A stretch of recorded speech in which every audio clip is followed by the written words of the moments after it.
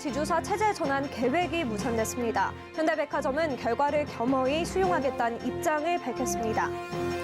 금융당국이 얼어붙은 주택 거래를 살리기 위해 대출 규제를 대거 완화하기로 했습니다. 다만 계속된 규제 완화로 긴축 통화 정책과 괴리가 커진다는 시각도 나옵니다. 메디톡스가 대웅제약을 상대로 낸 500억 원의 손해배상 민사소송에서 1심 승소 판결을 받았습니다. 법원은 대웅제약의 균주 도용 사실을 일부 인정했습니다. 5주 연달아 줄어들던 서울 아파트값 낙폭이 다시 커지면서 매수 심리가 굳어지는 분위기입니다. 센 경제 라이브 출발합니다.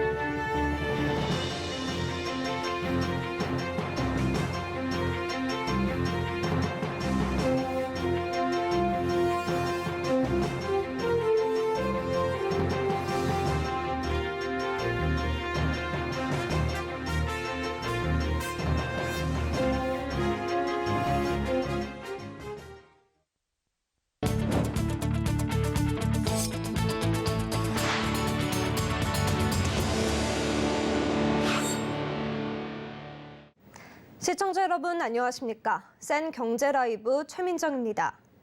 현대백화점의 지주사 체제 전환 계획이 무산됐습니다. 현대백화점은 오늘 열린 임시 주주총회에서 지주사 체제 전환을 위해 결의한 인적 분할 안건이 부결됐다고 밝혔습니다. 안건 통과를 위한 찬성 주식 수는 전체의 약 66.6%로 이번 현대백화점 분할 계획 승인권은 1.7%포인트 차로 부결됐습니다.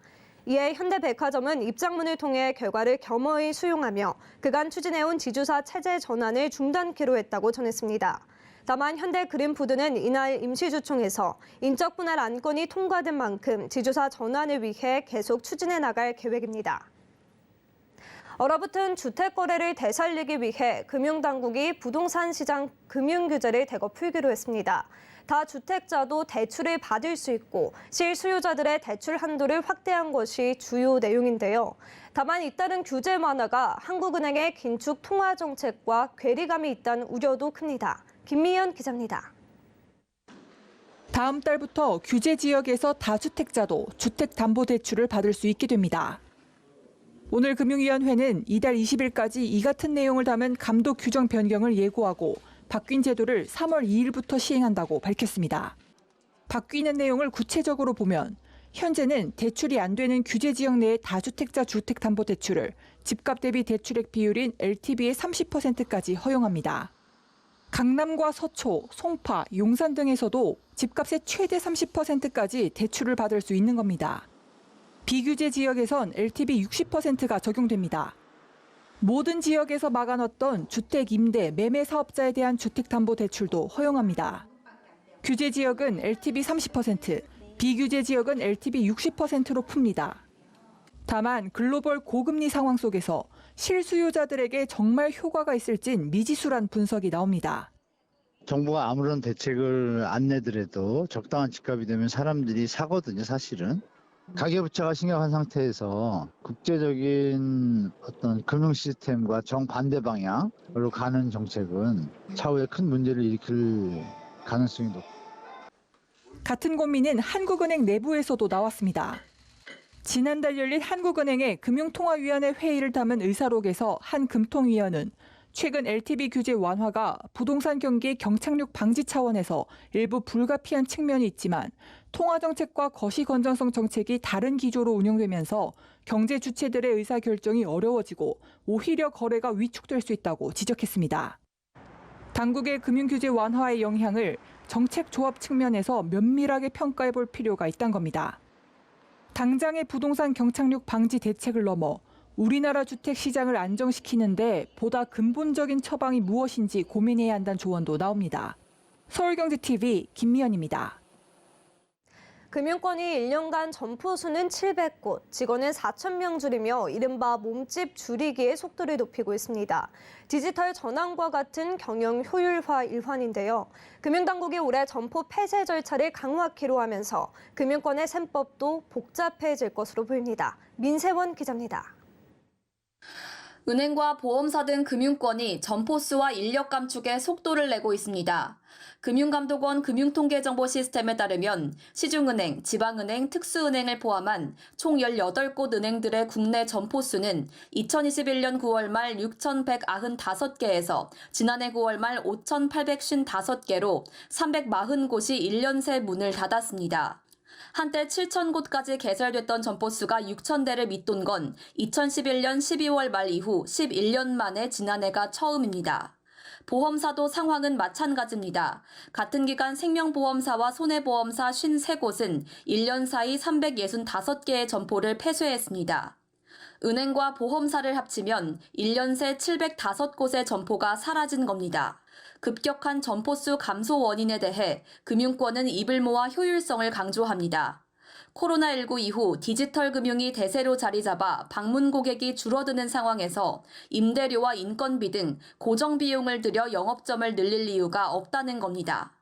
그 점포의 효율성이 있잖아요, 사실. 지점을 운영할 때는 최소한 어느 정도 고객수가 유지되고 효율성이라는 게 들어가기 마련인데 내년 고객이 그렇게 줄고 디지털 라운지로 대체되고 이러면서 경영 효율성 강화를 위한 조치는 인력 감축으로도 이어집니다.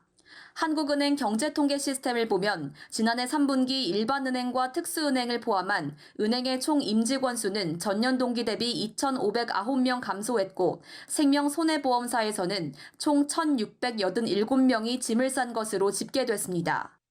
금융권은 올해 디지털 전환에 속도를 내면서 점포 인력 감축에도 가속도가 붙을 것으로 예상됐습니다. 하지만 금융당국이 금융권을 향해 공공성을 강조하며 특히 은행의 점포 줄이기에 제동을 걸었습니다. 금감원은 금융소비자의 접근성을 제한할 수 있다며 올해부터 은행 점포의 일방적 폐쇄가 없도록 절차를 강화하기로 방침을 바꿨습니다. 디지털 전환 원년이 되겠다며 효율성을 강조해온 금융권이 공공성까지 동시에 잡을 수 있을지 고민이 깊어지고 있습니다. 서울경제TV 민세원입니다. 한국인 4명 가운데 1명은 반려동물을 키우고 있죠. 그러면서 자연스럽게 반려동물 시장도 커지고 있습니다. 이 같은 흐름에 금융권도 관련 마케팅을 확대하는 분위기라고 합니다. 김수빈 기자가 알아봤습니다. 국민 30%가 반려동물과 생활하고 있는 것으로 나타났습니다.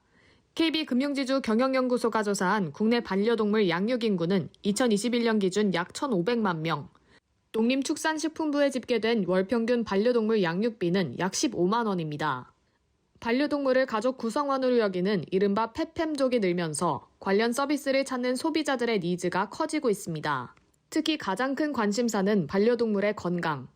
질병을 걱정하는 반려동물 보호자들을 위해 의료비 등을 보장해주는 보험이 잇따라 출시되고 있습니다.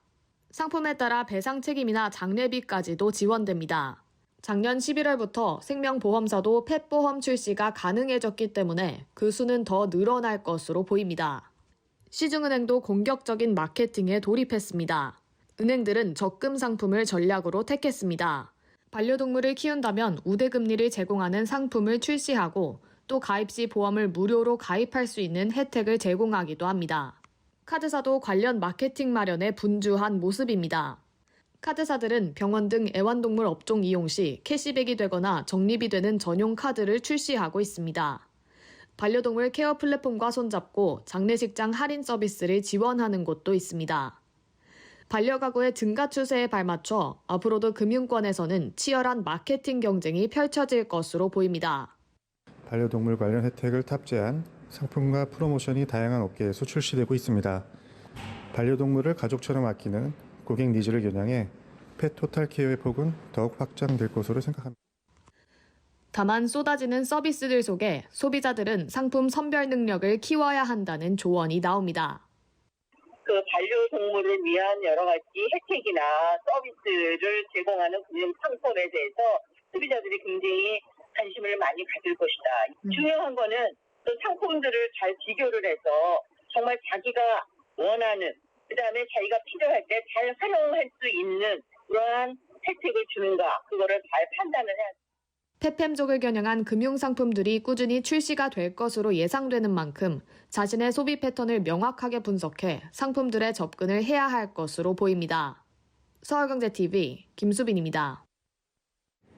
미국 연방준비제도의 통화 긴축 기조가 예상보다 장기화될 수 있다는 우려가 커지며 오늘 코스피는 2,469선에 장을 마쳤습니다. 특히 기관의 매도세가 강했는데요. 증권가에선 매수 대응을 권고합니다. 한 주간의 증시 흐름 앵커 리포트입니다. 미국 연방준비제도의 피복 기대감이 줄며 오늘 코스피는 2,469.73포인트의 장을 마쳤습니다. 연준위원들의 매파적인 발언이 이어지며 안전자산 선호 심리가 커진 것으로 풀이됩니다. 현지 시간 9일 토마스 바킨 리치먼드 연방준비은행 총재는 인플레이션이 억제되고 있다는 확신이 들 때까지 아직 갈 길이 멀다라고 전했습니다.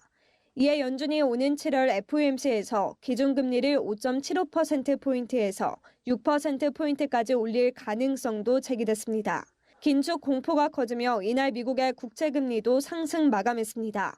특히 미국의 2년물 국채금리가 치솟으면서 2년물 국채금리와 10년물 국채금리 역전폭도 42년 만에 가장 크게 벌어졌습니다.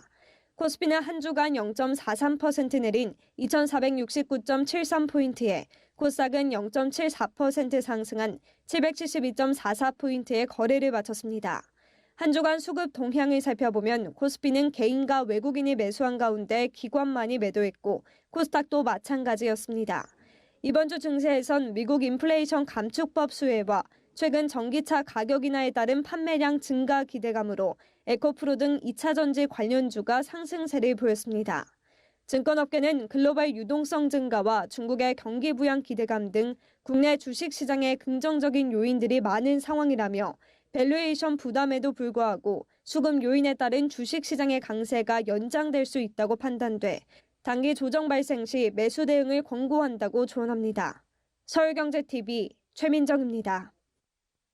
보톡스 시장을 선도하는 대웅제약과 메디톡스는 6년에 걸쳐 균주 도용 여부를 두고 소송을 벌였는데요. 500억 원의 손해배상이 걸린 민사소송에 법원이 메디톡스의 손을 들어주면서 향후 보톡스 시장에 변화가 있을 것으로 보입니다. 보도에 서지은 기자입니다. 6년에 걸친 보툴리눔 톡신 균주 다툼에서 법원이 메디톡스의 손을 들어줬습니다. 보툴리눔 톡신은 미간주름 개선 등 미용 목적으로 쓰이는 의약품으로 흔히 보톡스로 불립니다. 서울중앙지법은 오늘 메디톡스가 대웅제약 측을 상대로 낸 500억 원 규모의 영업비밀 침해 금지 등 청구 소송 1심에서 대웅제약이 메디톡스에게 400억 원을 배상하라고 밝혔습니다. 이에 따라 대웅제약은 해당 균주를 활용해 만든 완제품을 폐기해야 하며 제조 판매도 금지됩니다. 이는 메디톡스가 대웅제약이 보톡스 균주를 도용했다며 민사소송을 청구한 지 6년 만에 나온 선고입니다. 대웅제약과 메디톡스는 보톡스 시장의 큰형님입니다. 지난해 대웅제약의 보툴리눔 제제 생산 실적은 949억 원으로 전년 대비 64.5% 증가하며 업계 선두를 달렸습니다. 메디톡스의 지난해 보툴리눔 제제 생산액은 734억 원으로 업계 3위를 기록하고 있습니다. 이들의 갈등은 7년 전으로 거슬러 올라갑니다. 정현호 메디톡스 대표가 지난 2016년 대웅제약의 보툴리눔 톡신 균주 출처를 밝히라고 요구했지만 대웅제약은 국내 토양에서 분리 동정했다고 주장하며 갈등이 커졌습니다.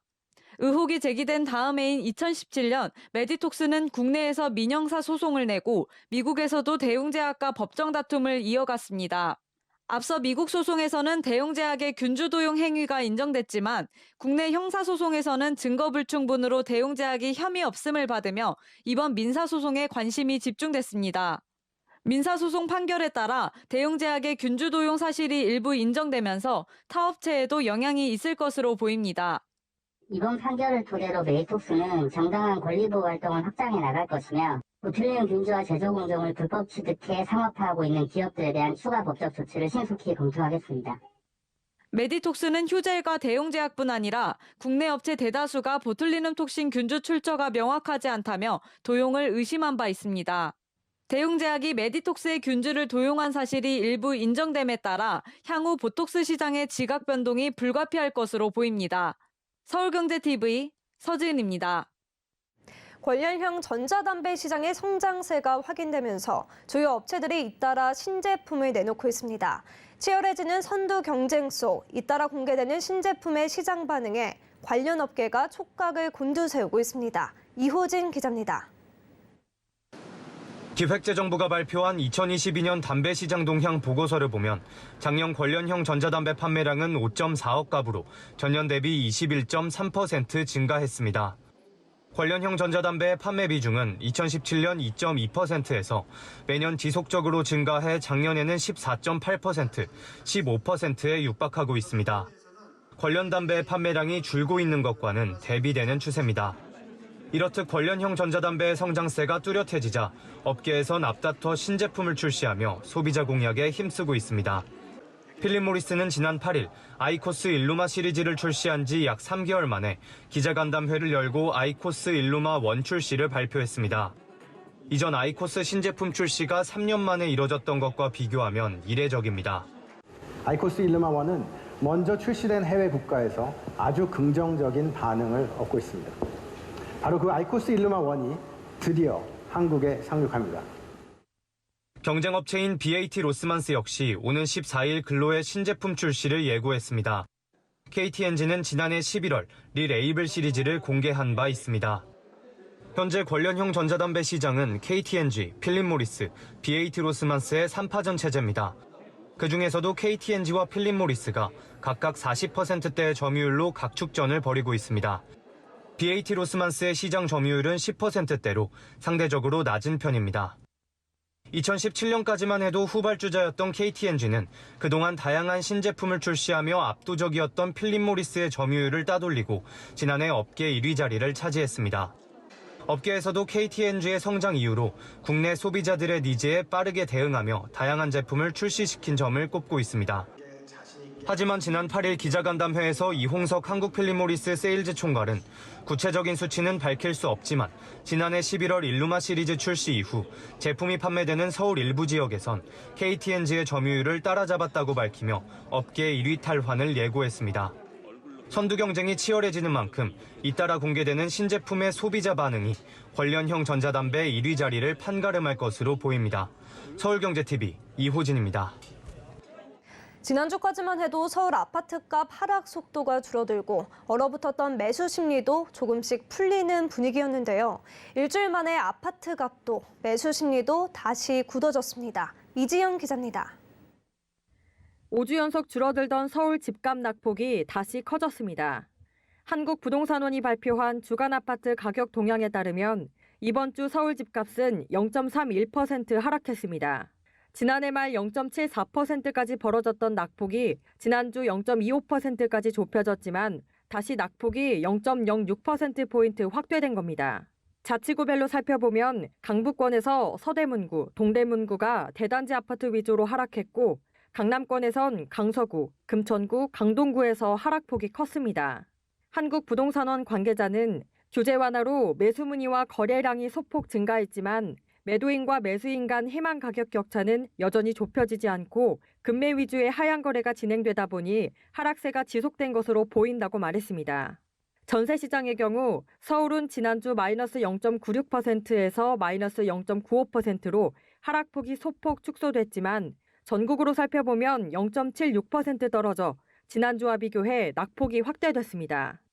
최근 13 대책이나 특례 보금자리론 같은 정책 완화 방향성이 좀 짙어지자 대기 매수 수요자들이 거래를 시작하면서 금매 위주로 거래가 좀 많이 됐습니다. 그러다 보니까 좀 하락폭이 좀 더 커진 그런 모양이 나타나고 있고. 매수 심리도 다시 하락세로 돌아섰습니다. 이번 주 서울 아파트 매매 수급 지수는 64.1로 지난주보다 1포인트 올랐습니다. 정부의 일산 부동산 대책 발표 이후 회복 기미를 보였던 아파트 매수 심리가 6주 만에 다시 꺾인 겁니다. 최근 1기 신도시 특별법이 발표되면서 정비사업에 대한 대기 소유자들이 더 짙어져 매수 심리가 낮아진 것이란 분석이 나옵니다. 업계 관계자는 앞으로도 주간 단위로 소폭 상승 하락을 반복할 수 있지만 일시적인 현상에 불과하다며 올해 입주 물량이 더 풀리면 실소유자들 위주로 작년보다 거래가 조금씩 더 될 것이라고 전망했습니다. 서울경제TV 이지영입니다.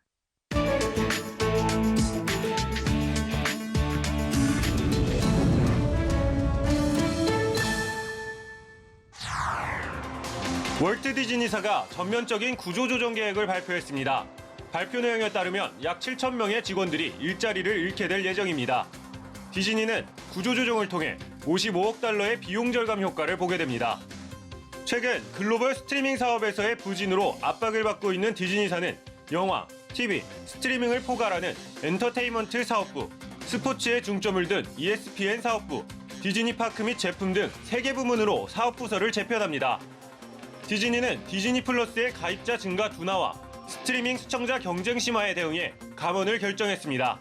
앞서 디즈니는 디즈니 플러스 스트리밍의 첫 분기 구독자가 감소해 10억 달러 이상의 손실을 입었습니다. 수의사들이 힘겹게 숨을 이어가고 있는 사슴을 치료하는 데 열중하고 있습니다. 칠레 중남부 산불로 다친 동물들을 치료하기 위해 칠레에 수의사들이 모였습니다. 콘셉시온 대학의 수의학과 교수진과 누블 야생동물 재활센터의 의료진으로 구성된 팀은 아라카니아, 바이오, 누블 지역에서 산불에 부상을 입은 동물들을 받아 치료하고 있습니다. 주로 푸드사슴, 주머니쥐, 족제비과의 레서 그리슨 등 작은 종들이 치료를 받고 있습니다. 칠레 당국은 이번 산불 피해를 입은 지역은 싱가포르 면적의 4배에 달하는 29만 4,058헥타르라고 밝혔습니다. 도로 곳곳이 물에 가려졌고 일부 마을도 홍수로 물에 잠겼습니다. 하늘에서 본 볼리비아의 모습입니다. 볼리비아를 덮친 강력한 폭우로 볼리비아 일부 지역에 홍수가 발생해 들판과 마을이 침수됐습니다. 루이스 아르세 볼리비아 대통령은 홍수가 난 마을 중 하나인 산후안 마을을 방문해 피해 상황을 확인하고 희생자들에게 정부 지원품을 전달했습니다. 이와 함께 라파스와 산타크루즈 지역에도 14,073톤의 인도적 지원품을 전했습니다. 현지 당국은 이번 홍수로 5천여 명이 집을 잃었고 2명이 사망했다고 밝혔습니다.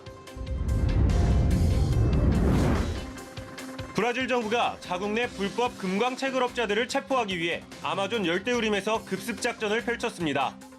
작전에는 헬기와 모터보트 등이 동원됐고 정부 요원들은 베네수엘라와의 북쪽 국경에 있는 브라질 최대 원주민 보호구역에서 불법 금광 채굴업자 수십 명을 체포 및 사살했습니다.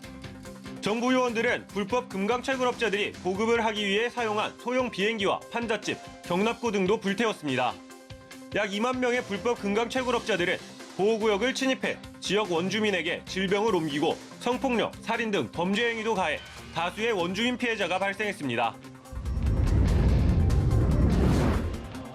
골리앗의 머리를 밟고 서 있는 다윗부터 춤을 추는 스피텔리까지 이탈리아 르네상스 시대 조각의 거장 도나텔로의 작품들이 런던 V&A 뮤지엄에 전시됩니다. 현지 시간 11일 시작되는 도나텔로 르네상스를 조각하는 것 전시회는 영국에서 이전에 볼 수 없었던 많은 작품들을 포함해 130개 이상의 예술 작품들을 선보입니다. 14세기 말 피렌체에서 태어난 도나텔로는 대리석, 청동, 석고, 나무, 점토 등 다양한 재료를 활용해 작품을 만들며 르네상스 시대 조각의 거장으로 추앙받았습니다. 이번 전시회에는 50점 이상의 도나텔로 조각 작품과 도나텔로에게 영감을 받아 작품 활동을 했던 많은 작가들의 작품도 함께 전시될 예정입니다.